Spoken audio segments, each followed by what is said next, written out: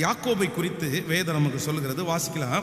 31ஆம் அதிகாரத்திலே 6வது வசனத்தை வாசிக்க போகிறோம். 31ஆம் அதிகாரம் 6வது வசனத்திலிருந்து வாசிக்கலாமா? 31ஆம் அதிகாரம் என்னால் இயன்ற மற்றும் நான் உங்கள் தகப்பனுக்கு ஊழியம் செய்தேன் என்று நீங்கள் அறிந்திருக்கிறீர்கள். உங்கள் தகப்பனோ என்னை வஞ்சித்து என் சம்பளத்தை 10 முறை மாற்றினார். ஆனாலும் அவன் எனக்கு தீங்கு செய்ய தேவன் அவனுக்கு இடம் கொடுக்கவில்லை. நீங்கள் அப்படியே 27வது வசனத்துக்கு வாங்க. 27, நீ ஓடிப்போவதை மறைத்து எனக்கு அறிவிக்காமல் திருட்டளவா என்னிடத்திலிருந்து வந்து விட்டது என்ன? நான் உன்னை சந்தோஷமாய் சங்கீதமும் மேளதாளமும் கிண்ணற முழக்கத்துடனே அனுப்புவேனே. என் பிள்ளைகளையும் என் குமாரத்திகளையும் நான் முத்தம் செய்ய விடாமல் போனது என்ன? இந்த செய்தியை நீ மதி இல்லாமல் செய்தி. ஹலோ, நன்றாய் கவனிங்கள். இப்போ இரண்டாவதாக இந்த யாக்கோபு தன்னுடைய மாமனார் தன் மேல நுகத்தை வச்சிருக்கிறாரு.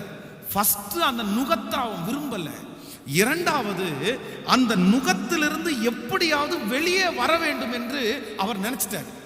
உடனே என்ன பண்றாரு அப்படின்னா, தன்னுடைய மனைவிகளை கூப்பிட்டு வேற எதையும் பேசல. ஊரை விட்டு போயிடுவோம், அப்பா விட்டு போயிடுவோம் அப்படின்னு மட்டும் சொல்லலை. அப்பா செஞ்ச தவற சொல்லி காமிக்கிறார். இந்த மாதிரி உங்க அப்பாவுக்கு இவ்வளோ கஷ்டப்பட்டு நான் வேலை செஞ்சேன், ஆனா கூட உங்க அப்பா என் சம்பளத்தை 10 முறை மாற்றினார் அப்படின்னு சொல்லிட்டு தன்னுடைய மாமனார் ஆடுகளை மயிர் கத்தரிக்கிறதுக்காக வீட்டை விட்டு போகும்போது யாருக்குமே தெரியாம தன்னுடைய 2 மனைவிகளையும் தன்னுடைய பிள்ளைகளையும் கூட்டிட்டு ஊர்ல இருந்து எஸ்கேப் ஆயிட்டார். இப்ப பாதி வழியில போய் அவங்க மாமனார் ஓடி போய் கண்டுபிடிச்சிட்டார். பாதி வழியில கண்டுபிடிச்சு என்ன சொல்றாரு அப்படின்னா, நீ என்னிடத்திலிருந்து திருட்டளவாய் வந்தது என்ன? நீ மட்டும் ஒரு வார்த்தை, மாமா நான் அவங்க கூட இருக்க மாட்டேன் மாமா, நான் என் மனைவி பிள்ளைகளை கூட்டிட்டு நான் வெளியூர் போறேன், நான் எங்கேயாவது போய் பொழைச்சுக்கிறேன் அப்படின்னு நீ சொல்லி இருந்தேன்னா நான் உன்னை எப்படி வழி அனுப்பி வச்சிருப்பேன்? சத்தமா சொல்லுங்க.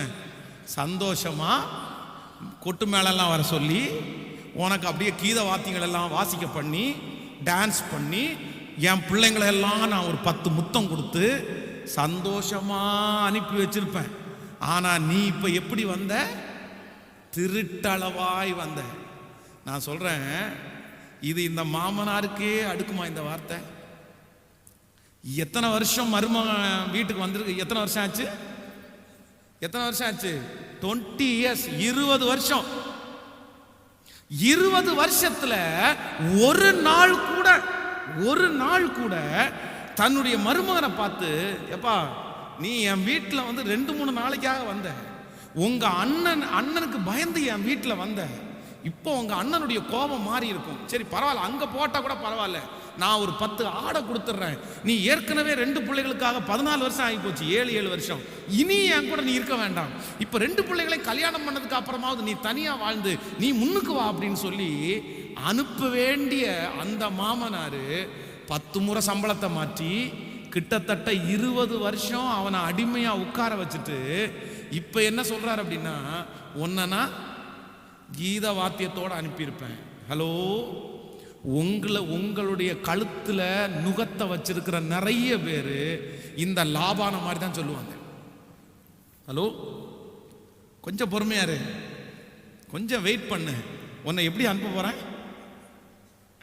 உன்னை மேலதாளத்தோட அனுப்புவோம்ப்பா, உனக்கு ஏதாவது நல்லா செஞ்சு உனக்கு அனுப்பணும்னு இருக்கிறேன், நான் உனக்கு நிறைய கொடுத்து அனுப்பணும்னு இருக்கிறேன். நான் சொல்றேன், நீங்க ஒரு நுகோன்ற ஒன்று, ஒரு அடிமைத்தனம்ன்றது ஒன்று உங்க கழுத்துல ஒருத்தர் வச்சுட்டார் அப்படின்னா நீங்க அங்க ஒரு நிமிஷம் கூட இருக்கிறதற்கு நீங்க விரும்பாதீங்க. எப்படி பாஸ்டர், நான் வெளியே வந்தா என்ன பண்ணுவேன், நான் வெளியே வந்தா என்ன செய்வேன், இவர் என்னை அடிமைப்படுத்துறாருன்னு எனக்கு தெரியுது, இவர் என்னுடைய ஆசீர்வாதத்தை எல்லாம் உறிஞ்சுறாருன்னு எனக்கு தெரியுது, என்னை கஷ்டப்படுத்துறாருன்னு தெரியுது, ஆனா நான் எப்படி வெளியே வர்றதுக்கு? வெளியே வந்தா நான் நிப்பேனா? வெளியே வந்தா நான் சாதிப்பேனா? வெளியே வந்தா நான் தைரியமா வாழ முடியுமா? நான் சொல்றேன், ஆண்டவர் உங்க கூட இருப்பார். ஆண்டவர் உங்க கூட இருப்பார். அந்த நுகத்துல, அந்த நுகம் கழுத்து மேல வைக்கப்பட்டு அவர்களுக்கு காலம் முழுவதும் அடிமைத்தனத்தில் உட்கார்ந்து உங்க வாழ்க்கையை அழிக்கிறத விட கர்த்தரை நம்பி யாக்கோபு மாதிரி காலடி எடுத்து வைங்க. கர்த்தர் உங்களை ஆச்சரியமாய் அற்புதமாய் நடத்துறதுக்கு கர்த்தர் வல்லவரா இருக்கிறார். கர்த்தர் வெற்றியா நடத்துவார். ஆனா இந்த யாக்கோபு ரொம்ப திறமைசாலி. இத்தனை வருஷம் 20 வருஷம் மாமனார்கிட்ட வேலை செஞ்சு நம்ம ஒண்ணுமே இல்லாம என்ன பண்ணிடக்கூடாது, அதுல ரொம்ப கவனமா இருந்தாரு. நம்மளா இருந்தா என்ன பண்ண தெரியுமா, ஆளை விடு சாமி, விட்டா போதும், நான் கிளம்புறேன், எனக்கு ஒண்ணுமே வேணான்றோம். 20 வருஷமா வேலை செஞ்சதுக்கு நான் ஏதாவது அர்த்தம் வேணும்ல, ஏதாவது சம்பளம் வேணும்ல. கடைசியா பேசுறாரு தன்னுடைய மாமனார்கிட்ட, ஒரே ஒரு டீல், கொஞ்சம் ஆடுகளை மட்டும் கொடுங்க, இந்த மாதிரி வர்றதெல்லாம் உங்களுக்கு, இந்த மாதிரி வரதெல்லாம் எனக்கு, அவ்வளோதான். அந்த ஒரே ஒரு டெக்னிக் தான். பார்த்தீங்க அப்படின்னா அவரை விட இவருக்கு இப்போ ஆடு மாடுகளெல்லாம் அதிகமாகி போச்சு. இவர் நிறைய சம்பாதிக்க ஆரம்பித்தார்.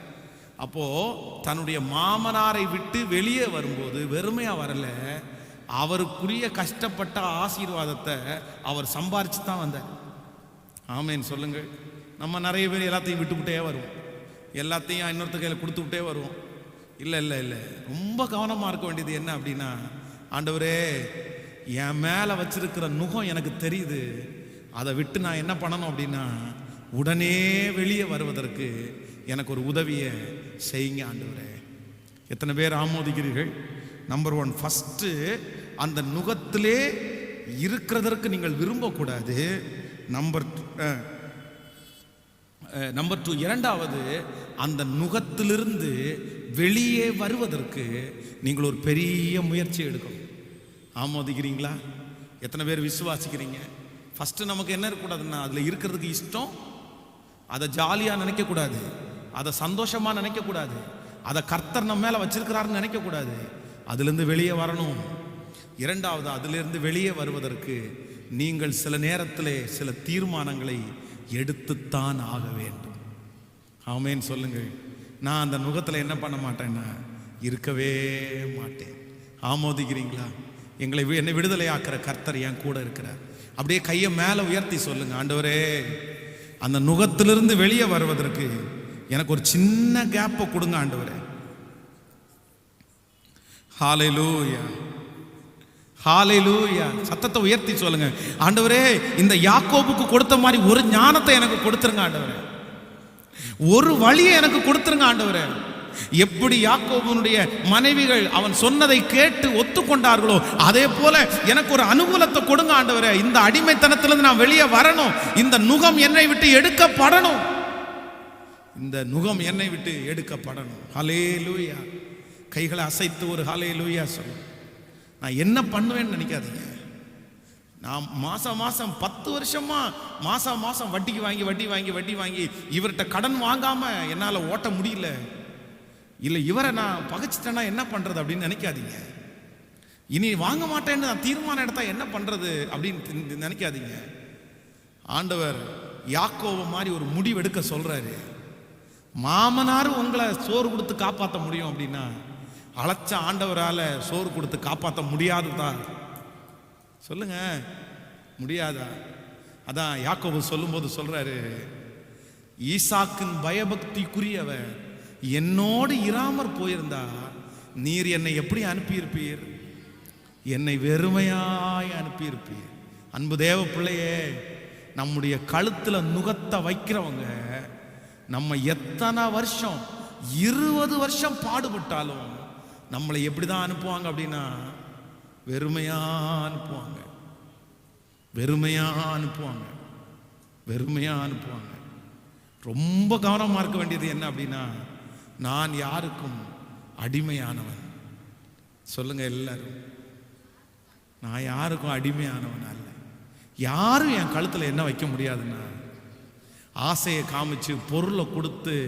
நான் பாருங்க, சிலருடைய வாழ்க்கை வேலைக்கு போய் ஜாயின் பண்ணும்போது அந்த வேலையில் இருக்கிற மேனேஜர் ஒரு 10 லட்சம் ரூபா கையில் கொடுத்துட்றாரு, 5 லட்சம் ரூபா கையில் கொடுத்துட்றாரு. எதுக்கு? எதுக்கு அந்த பணம்? என்னத்துக்கு? அட்வான்ஸ். எப்பா ஒரு 5 லட்சம் ரூபா வேணுமா? ஒரு 10 லட்சம் ரூபா வச்சுக்கிறியா? இந்த 10 லட்சம் ரூபாய் நீ வச்சுக்கோ, ஆனால் இந்த 10 லட்சம் ரூபாவை நீ கட்டி முடிக்கிற வரைக்கும் நீ என்ன பண்ண முடியாது. நிறைய இடத்துல இப்படி எத்தனை குடும்பங்கள் சிக்கி கொண்டிருக்கிறாங்க தெரியுமா? நான் சொல்றேன், உங்களுடைய மேனேஜர் உங்களுக்கு பணத்தை கொடுத்து உதவி செய்வது தவறல்ல. அதனால பணம் கொடுத்த எல்லாரையும் தப்பா நினைச்சிடாதீங்க. ஹலோ, நான் சொல்றதை தவறாய் எடுத்துக்கொள்ளக்கூடாது, தவறாய் புரிந்து கொள்ளக்கூடாது.